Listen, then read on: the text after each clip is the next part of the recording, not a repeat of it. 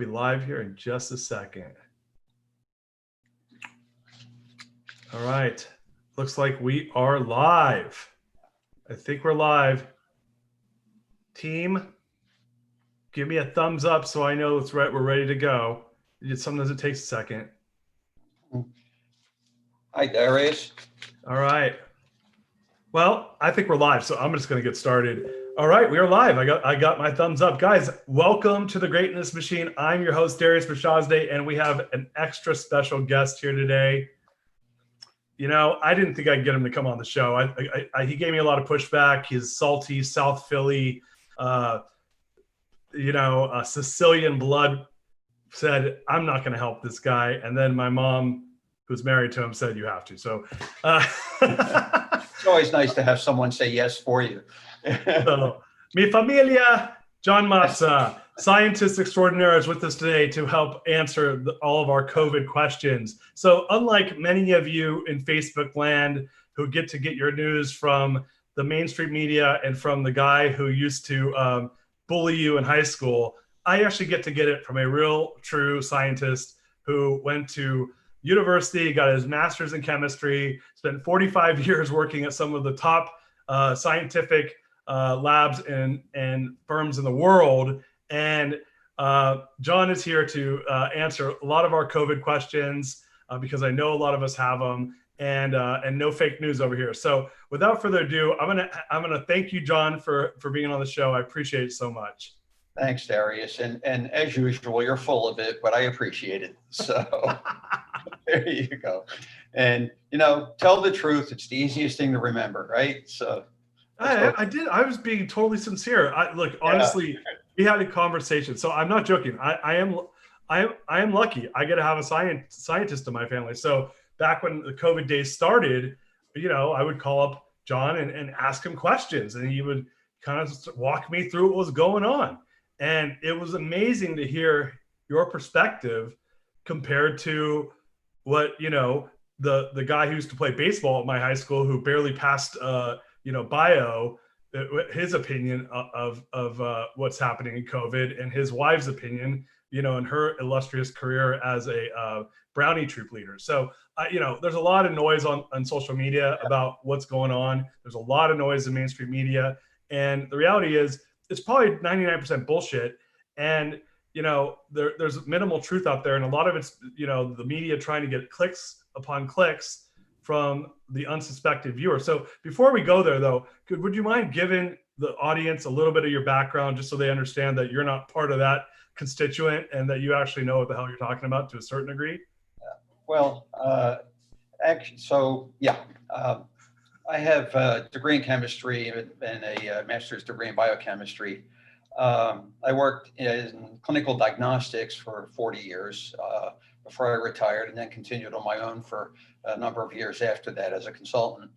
But I was involved in the development of clinical assays. If you've ever had blood tests done, chances are some of the work I was involved in was used in testing your blood. I morphed from a biochemist into an engineer. I actually became an engineering director and designed medical equipment, microbiology equipment, clinical diagnostic equipment, immunoassay equipment, and then ended my career working in glucose management for people with diabetes and developing an artificial pancreas.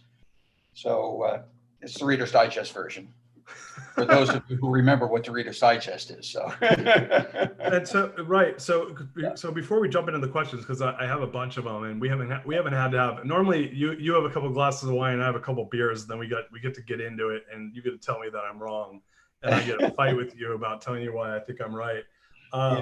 But you know, guys, as John's new to the format, so I'm going to just tell him, look, we're live.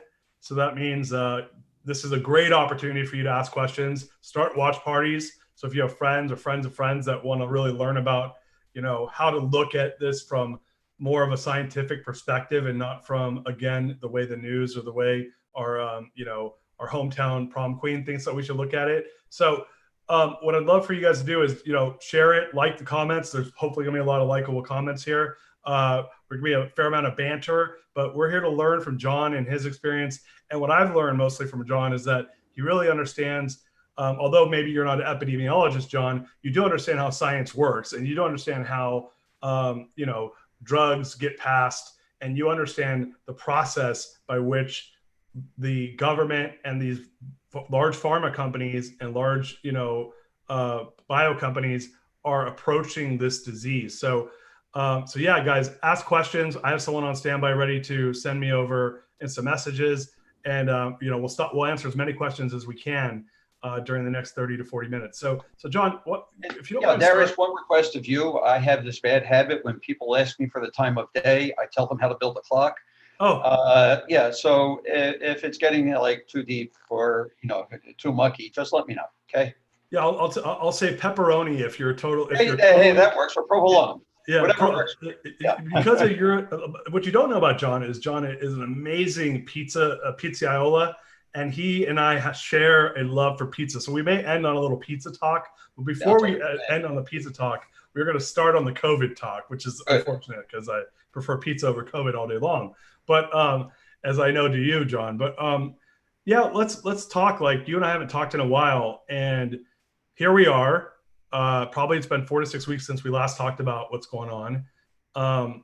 This thing just hit our shores, November, December, January. It's now July, and there's surges, and people are getting sick, and some people think it's a hoax, and some people think there's going to be antiviral drugs that are going to save the day, and some people that are waiting for a vaccine. I mean, what do you make out of all of this? Well, Darius, there's a lot of opinion, and this virus, it doesn't care about opinions. It's following rules that systems like this follow. Okay, it develops and expands exponentially.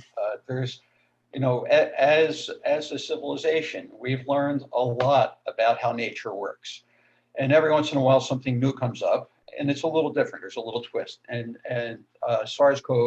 COVID, it's a coronavirus. It behaves a little different than some of the other viruses we know a lot about, like the influenza virus, because we've been dealing with that year after year after year. You know how to manage it. So there's a lot of ambiguity. And I always like to say, a good scientist has a high tolerance for ambiguity, because you bump into things, you think you have a model, you have a hypothesis for how things work. That's a starting point. And then you start collecting data. Okay, not opinions. You don't collect opinions. They come easily, but you start collecting data. That's hard to come by. And then you challenge your hypothesis with the data. If your hypothesis is flawed, it doesn't explain the data, you have to change the hypothesis. The goal in the end is to come up with a working hypothesis that has some predictive value. You get to the point where the data you're collecting, you could have predicted some of the data you're collecting. That means your model's becoming somewhat predictive.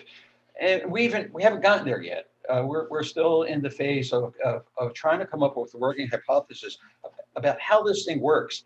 And, as a society, Americans are impatient. They have a low tolerance for ambiguity. They want to know the answer, and they want to know it now. Why is this taking so long? Why is this so complicated? Well, it is complicated. It's very complicated. And I used to tell the folks that work for me, embrace the ambiguity. It can become your friend if you accept it. And we need to do that as a society, enough said on that. So. Well, right. So, I mean, the reality is, you said it. I think what you said earlier kind of rings more true, which is, I think there's some cultural issues here around people being impatient and people not liking ambiguity, wanting a black or white answer, and then couple that with impatience and liberty being questioned, and a lack of, I think, government alignment around a strategy, and you kind of get what I think it's known in the scientific world as a shit show. And so here we are. Yeah. Right. Is that the I think shit show is the Latin word for what's going on. Pretty well, that's pretty direct. And who enjoys a shit show? We each endure shitstorms in our lives, and we can't wait until they pass, and wait for the sun to come out again. The thing is, we're doing it to ourselves. Real quick story. My son, when he was about 5, he came to me and he said, "Hey, Dad, can you get out the big ladder? I want to climb up onto the roof and I'm going to fly." I said, "Steve, you sure you want to do this?" He says, "Yeah, I'm going to fly, Dad." I said, "You sure you know how to fly?" "Oh, yeah, yeah." I said, "Well, why don't we do a trial run? Maybe you could jump off the windowsill and fly from there and see how it goes. And instead of dying when you hit the ground from the roof, you could just maybe get a skinned knee." So I climbed up onto the windowsill and crashed and skinned his knees. Well, we've done what he wanted to do with our response to COVID, at least the way I see it. And instead of saying, well, let's get it under control and then we'll start to go back to normal slowly. We'll get on the windowsill and jump. And if we get hurt, we'll say, uh-oh, wasn't time yet. But instead we climbed onto the roof, we opened up, and the virus doesn't give a damn. It's not even sentient. A lot would argue it's not even alive. It's just a strand of RNA. It's the most primitive thing that we can call life. It needs another organism to even be able to replicate itself. And boy, does it do a good job. If you were to look at micrographs of cells that are infected with the virus, it's just frightening. It's like if you've ever been in a swarm of mosquitoes and your body's covered in mosquitoes. That's how the cells in our body are. And it only takes one of these damn things to puncture through the cell wall. Then it hijacks the entire mechanism of our cells, and our cells stop being human cells and they start manufacturing viruses. And it turns our body against us. It turns our body into a mechanism to build that which is going to destroy us. So, right. But we don't yet really understand how. We don't yet fully understand. Let me choose my words carefully. We have fully understand how it's transmitted. Is it transmitted by droplets?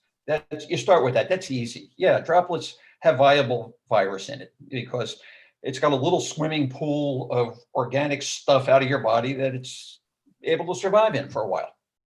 Then, you go to surfaces. Well, it's hard to tell. How do you do an experiment to know that the material on a surface is infectious? Do you get one of your friends and say, "Hey, I want to do an experiment. I want you to touch this surface that I know has COVID virus on it, and I want to see if you get sick."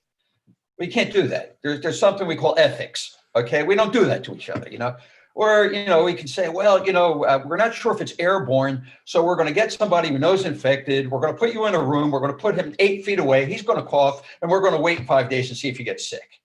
You can't do it like that. It's just wrong. So now but so how do you find that stuff out then? Yeah, well, you have to do it anecdotally. You see, when you can do a controlled experiment, that's what scientists do. They set up an experiment and they say, well, we're going to have 2 rooms. We're going to put 2 healthy people in one room. They're going to cough at each other. And we're going to have another room. We're going to put 1 healthy person and 1 sick person. They're going to cough at each other. And we'll see if either one of them gets sick. And lo and behold, the room that had the sick person in it, the other person got sick. That's a controlled experiment. You know what happened. When you don't have a controlled experiment, you need massive amounts of data, and you need to have information, good information about the habits and characteristics of all the people that you've collected data on. And then you get the statisticians, and they go and they try to tease out the relationships between the attributes that you have about these different people, the data you have about them, and the ones that got sick and the ones that didn't get sick. And it's hard. It's like you interview them and you say, well, did you touch any surfaces? No, I wore gloves all the time. And another person said, no, I didn't wear gloves. And the people that didn't wear gloves get sick more than the ones that did wear gloves. But it's really hard and it takes time and you get fooled. I've been fooled a number of times doing clinical trials where I thought I had a positive result, only to find when I increased the sample size, the number of people that you test, only to find that I got fooled by the statistics. It's like flipping a coin. Sometimes you can flip 5 heads or 10 heads in a row. It doesn't happen frequently, but when you're lucky, like I've been on occasion, you get 5 heads in a row or 10 heads in a row, and you got a bogus conclusion. And then it's always you're in the public, and you got to eat crow. You got to say, well, I was wrong. And then you have social media, the TV. everybody's saying, well, he said this and now he's saying that. Well, yeah, that's the way it works. When you're wrong, you admit that you're wrong. You don't lie. Right. You know, the truth is going to manifest itself. The virus is going to do what it does, whether you lie or not. So I talk too much. There we go. Yeah. So look, this is I love having these conversations with you because I always learn something new. And so look, we are live. If you have questions, like you got a guy who has 53 patents, worked for Abbott Labs for decades, and you were the chief scientist of diabetes there. Abbott Diabetes Care. Yeah. Yeah. I mean, this is like I know, guys. I know it's not the guy who was the captain of the baseball team, passing along stuff he got from Breitbart. I know it's not as good as that. It's just one level down, an actual scientist. But if you have questions, ping us, ask us, put it in the live in the chat, in the comments, and my team's standing by to answer any questions you guys might have. Oh, we got a question. What do you know? What do you think it will take to get our numbers to decline? Well, what it's going to take is we're basically going to have to stop getting near each other. We're going to have to stop breathing on each other. And we're probably going to have to do that for 2 to 3 weeks. When I mean really not get near each other. You know, once a person gets infected, the symptoms usually manifest in 2 to 10 days in that time frame. And so what we need to do is we need to stop all communication of the virus between people for a period of at least 14, 21 days, because that way we'll know everybody that's sick and we'll be able to then isolate all those people. So we need to be able to identify every person in the population that is a carrier. Okay, so the only way you can know who the carriers are from not carriers is isolate everybody for 2 to 3 weeks, wait for people to get sick, okay, and then we isolate them. From that point, we can begin opening up very, very slowly. And as soon as you get a new case, you need to find out who that person was in touch with. This is called the contact tracing. That's vector contact tracing, right? It's vector because a single person, if you have people that are close to each other, a single person can sneeze and literally sneeze out tens of millions of virus particles. Okay. These things are tiny, tiny, tiny, tiny, tiny. It takes an electron microscope to see them. You can't even see them with normal light. You have to use electrons to bombard them to be able to see them. They're that small. Wait. So you mean like a regular microscope, you can't even see them? Oh, no, you can't. With a light microscope, you can't see a virus. Yeah. Okay. So this thing is so small that a normal microscope, you can't see it. You need an electromagnetic microscope. These things, okay, you know, like we get infected by bacteria. A bacteria, okay, for scale, a bacteria would be like a beach ball, okay? We would be like, you know, like this dinosaur, bigger, okay? And then a bacteria in scale, it'd be like a beach ball. A virus compared to a bacteria is like a tiny little BB, you know, like a BB for a BB gun. That would be the virus. And they're these tiny little things, and they infect the bacterial cells. They infect the cells of our body. So bacterial cells and our human cells, they're all about the same size. Got it. Okay. Yeah, they're tiny. They're really, really, really little. How many BBs can you get inside a beach ball? Yeah, like 10. That's at least what the guy who's been coaching me on COVID online says. But no, you know, by volume, I mean, you probably get 1 million COVID particles inside one cell. Okay, and then how many cells are infected? Right. What these things do, they infect your cells, they take over your cell, they manufacture thousands and tens of thousands of copies of themselves. Then they rupture the cells explode open, and all the shit that's inside comes out, and you sneeze it onto your neighbor. Yeah, party. Yeah, that's it. You know, if you don't believe, get yourself a piece of black paper. And we had a problem with contamination and on these one of these items on one of the instruments that we developed, these little reaction vessels. And as it turned out, the manufacturing people weren't wearing masks. And in our saliva, there's an enzyme called amylase. It starts our digestion process. Anyway, the test that we had, this blood test, we also have amylase in our blood.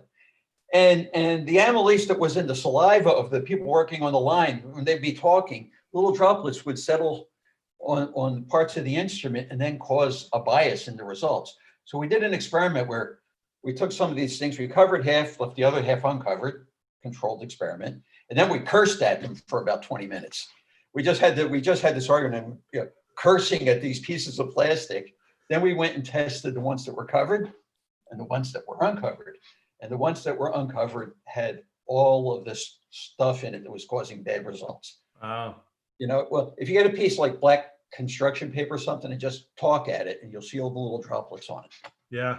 They float through the air, man. Hey, we got some more questions, and I have some questions too. So our next question is: should we be afraid of catching COVID, or is it the concern more about spreading the disease to those with weaker immune systems? Okay, where we got to start is we have to be our brother's keepers. You wear a mask about 90% to protect the people around you and about 10% to protect yourself. And the reason for that is the mask is close to you and it can stop all the shit coming out of your mouth. But the masks, the porosity of the masks is such that the viruses actually can drift right through them. Even the best masks, the viruses will go through them. You need a hood and airflow to prevent that, okay, like they have with personal protective equipment in a hospital. But you have distance on your side. That's why you don't want to get close to people, even with the mask. As soon as the stuff gets, if they wear a mask, very little gets through their mask because the virus is still in little droplets in your spittle, okay?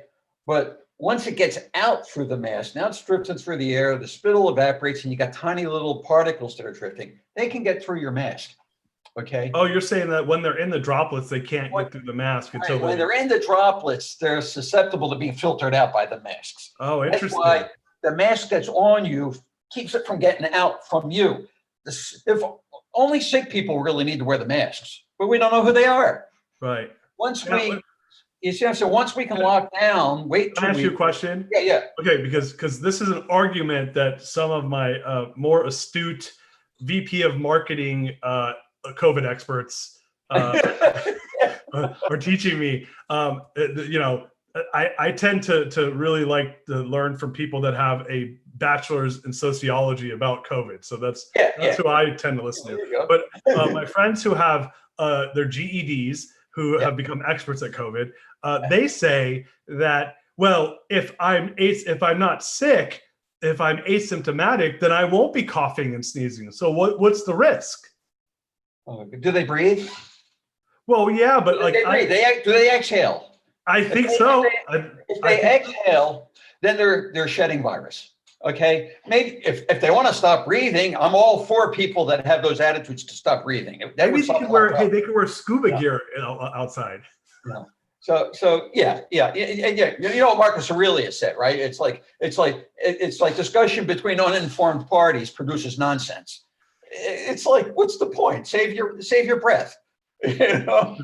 Oh man.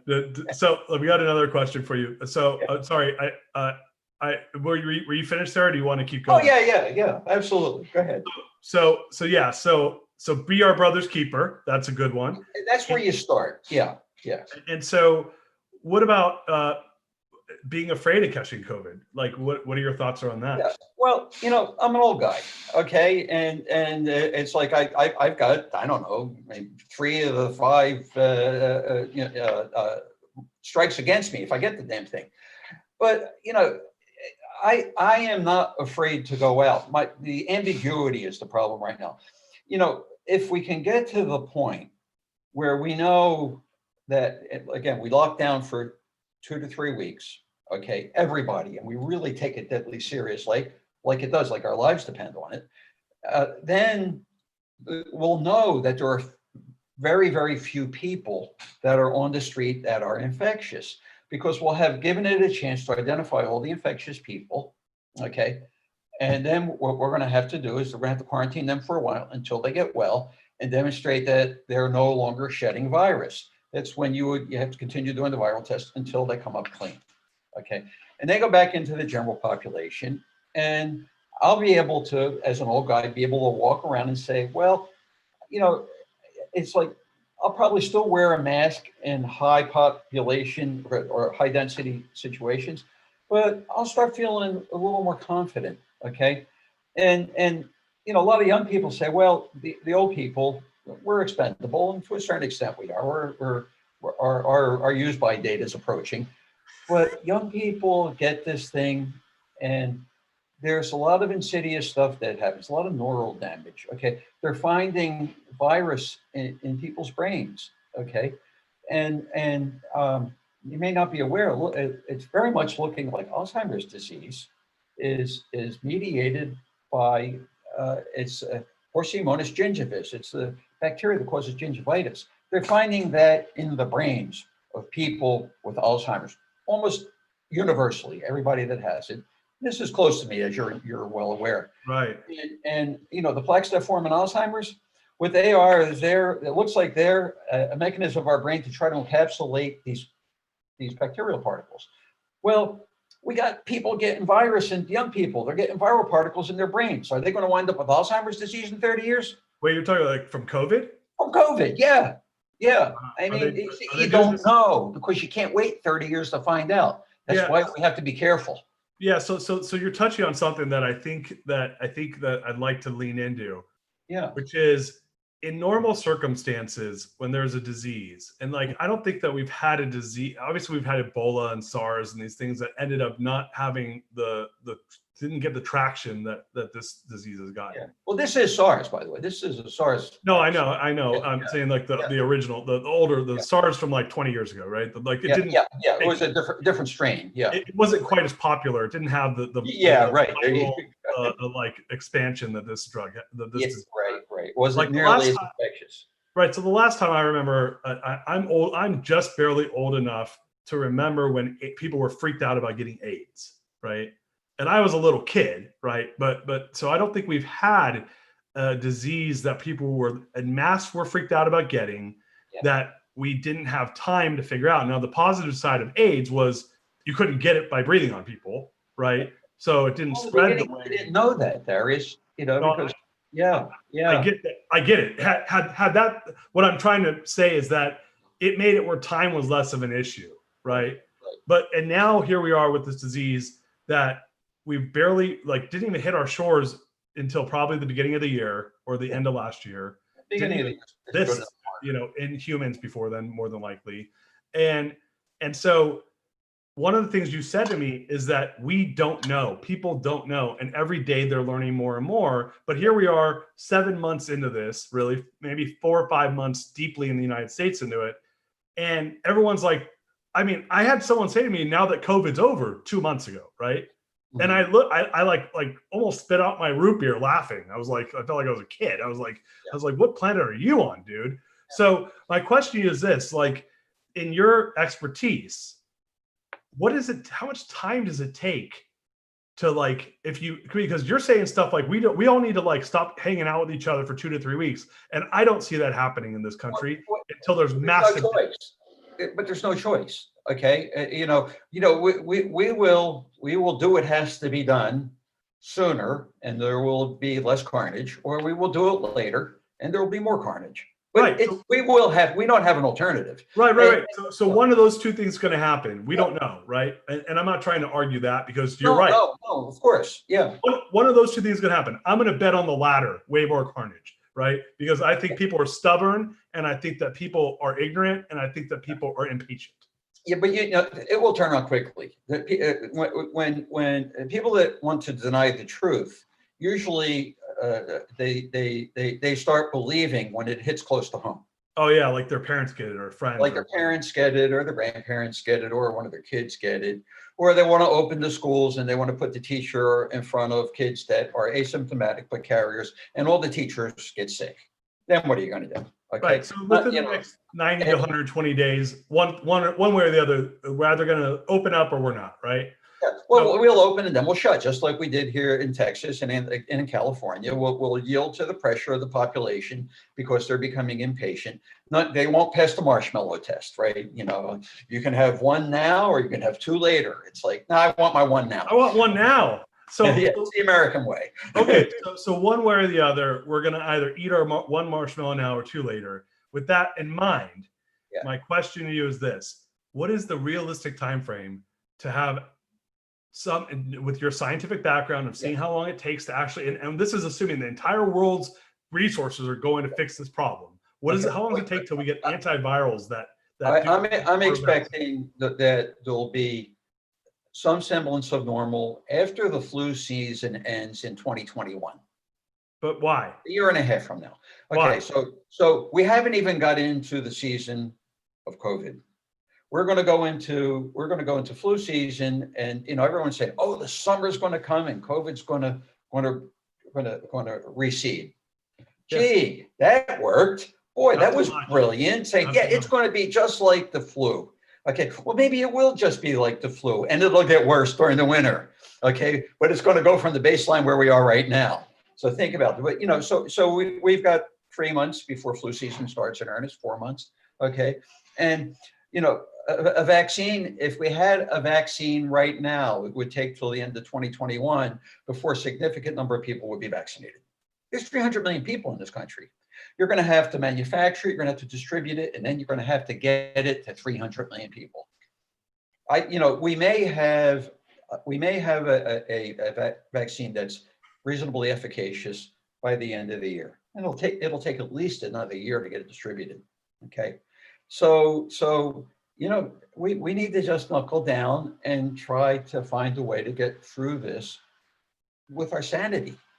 Otherwise, and you haven't brought up herd immunity. I'm surprised. Okay. I hadn't got there yet. Come on. Yeah. It's like my business partner said we're gonna have herd immunity in the next 60 days. Yeah. Oh, yeah. Well, I think Darius, about 60 days ago, you told me we were going to have it in 60 days. Yeah. Well, in Sweden, herd immunity, don't they? That's what this guy who I went to high school with, who he has a lawn service. He says we got herd immunity in Sweden now. Yeah. So for herd immunity, you have to kill 30 million people, 1 million people in the United States. And, it's going to take 2 years. Okay. Yeah, so that sounds. Unless what you could do is, you can have everybody stand up and have someone sneeze on them, so move things along. Yeah, let's do it, man. Texas is down. So hey guys, we're live still. I'm gonna push this a little longer because we had some more questions come in. So if you have questions, this is your last chance to ask them. And then we're gonna get wrapped up here in probably like 5 minutes or so. But there was a question that came across.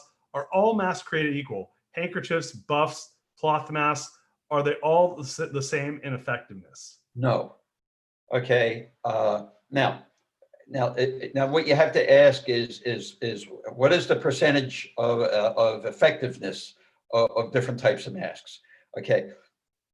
The worst mask is 10 times better than no mask, or maybe 100 times better. You've all heard about N95 masks. And N95 masks, and I spent way too many years of my life wearing them, and you get used to it after a while. You feel naked when you don't have one on.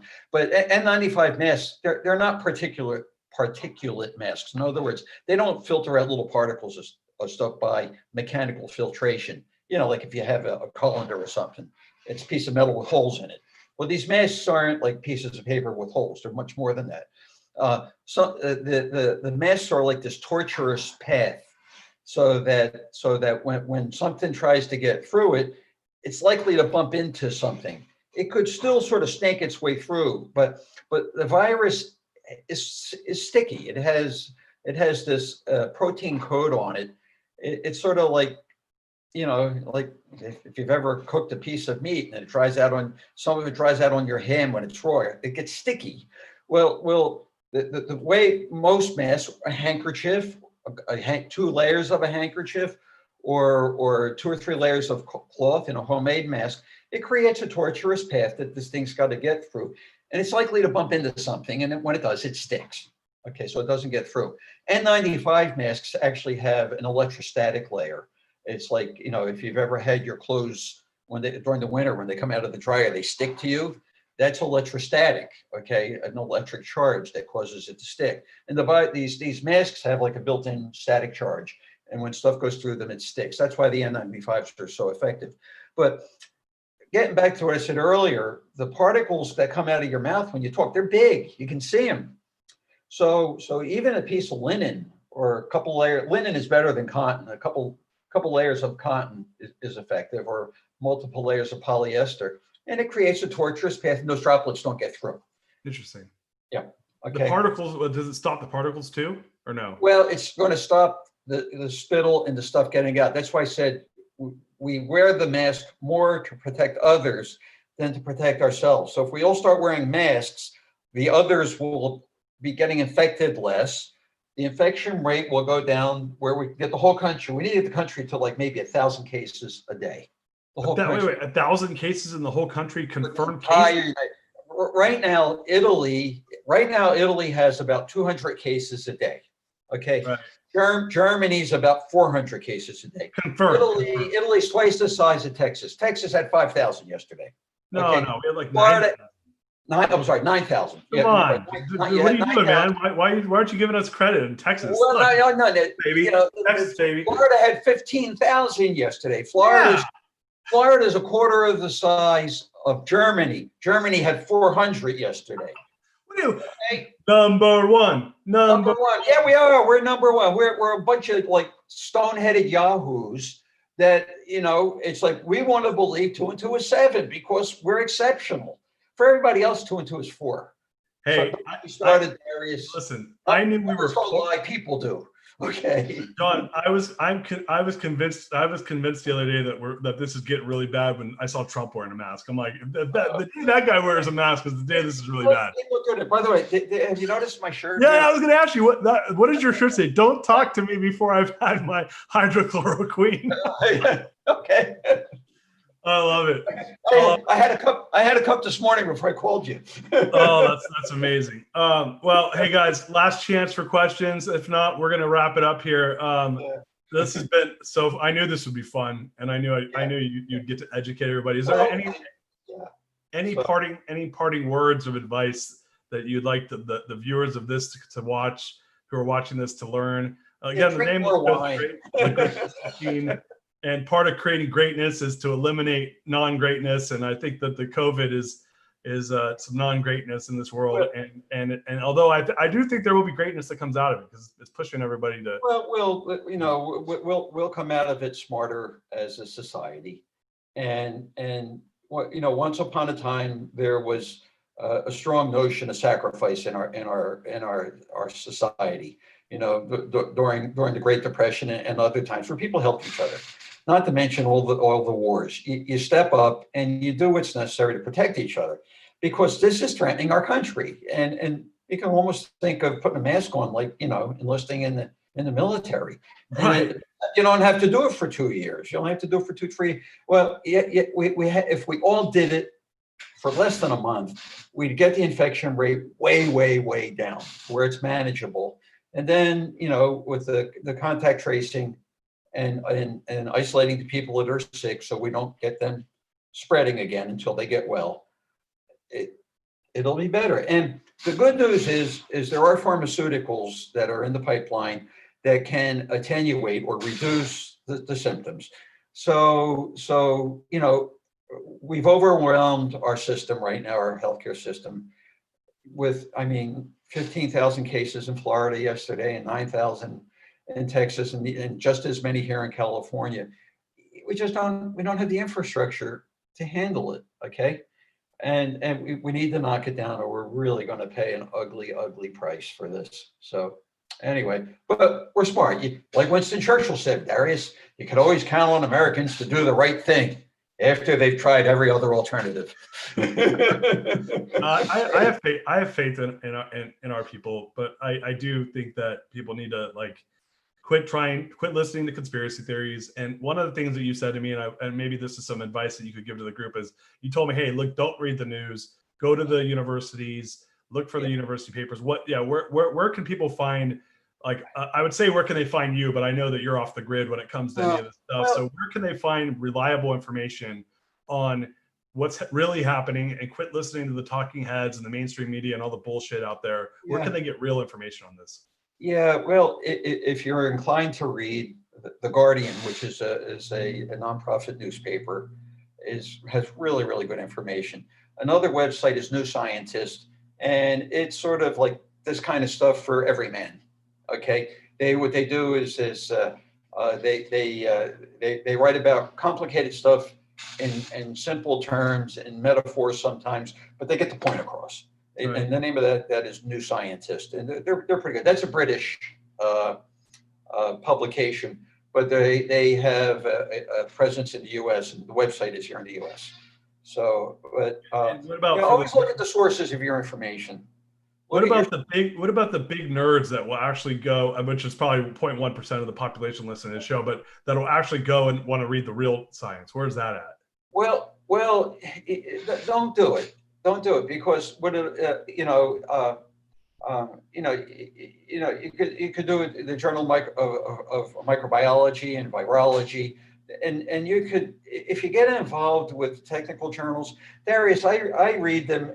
My background's biochemistry, but I worked in microbiology for years and years, and I picked up most of what I know from listening to people like yourself that are knowledgeable about things.